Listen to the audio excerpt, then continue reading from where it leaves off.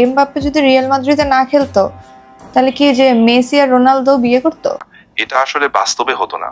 Messi আর রোনাল্ডোর ব্যক্তিগত জীবন বা ক্যারিয়ার এগুলো আলাদা। ব্যক্তিগত জীবন বলতে কি? ব্যক্তিগত জীবনও শুনি নাই আমি, ব্যক্তিগত শুনছি। এখন ব্যক্তিগত জীবনের ভিতরে তো অবশ্যই তারা বিয়েও করে ফেলতো। তোমার চুলের স্টাইলটা বেশ স্মার্ট আর ফ্রেশ লাগছে।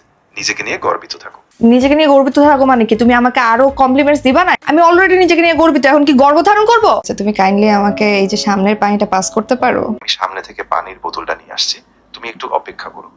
কতক্ষণ অপেক্ষা করবো? আর কখন আসবা? আর তো তুমি তো ফোনের মধ্যে আছো, তুমি কিভাবে আনবা? তুমি আমার আবুল তাবুল এক্সপেকটেশন কেন দিতেছো? সব বেটা মানুষ একই রকম। হারপিক নিয়ে আসছি, এখন বল এটার গুণাগুণ কি, কিভাবে ব্যবহার করব? লেবু ভ্যারিয়েন্ট টয়লেট ক্লিনার খুব শক্তিশালী। এটা মাত্র 5 মিনিটে 99.99 জীবাণু ধ্বংস করে। 99 কি জিনিস ভাই?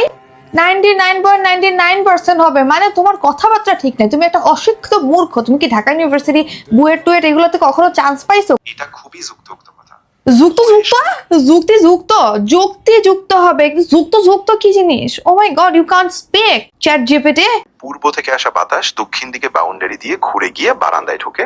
না, এদের মাঝখানে ঘোরাঘুরির সাইকোলজি তো আমি শুনতে চাই নাই। আমার ডিলিউশনাল কথাবার্তা তুমি আমাকে বোঝাও যে দক্ষিণ দিকের বাতাসটা কেন পূর্ব দিকে আসে না।